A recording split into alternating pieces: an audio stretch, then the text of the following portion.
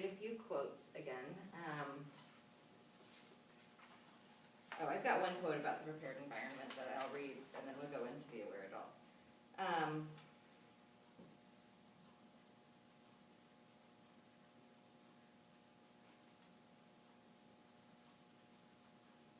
Sorry. It's not on the page that I wrote down that it was on. I'll just skip that one. How about this? So, back to the teacher.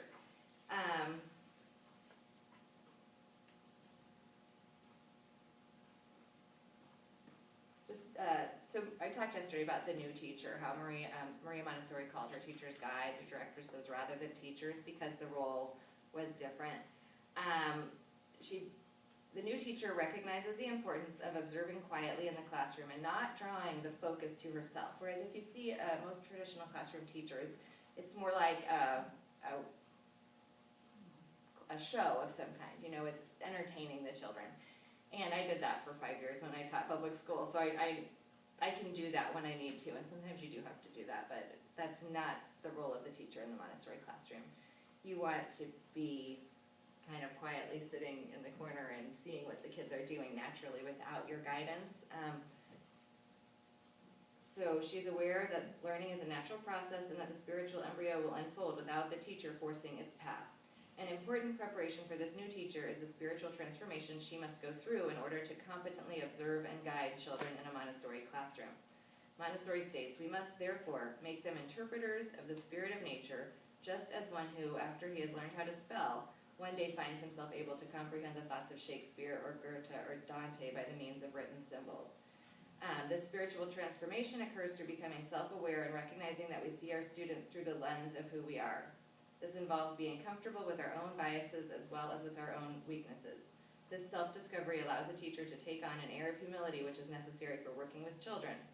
A teacher must bring a deep sense of dignity for children to the classroom, which can only be achieved through an understanding of the child and his or her self-construction. The adult must recognize the necessity of a child's developing sense of order and respect that the child's work and its purposes are different from those of an adult's work. So those are all just, it would be nice to have a bullet point list of those things, but I guess this qualities for teachers to develop kind of encompasses those things. It's a large task, and what I'm thankful for every day is that it's never ending. I feel like if I ever walked in and felt like I was a good enough teacher, this career would be over, it'd be time to do something else, but I don't foresee that day ever coming. So that piece covered a little bit of the suppression of personality. I think that's especially important when you're new in the classroom because you are trying to kind of get on that level with the children where you're being very respectful of them, they're being respectful of you.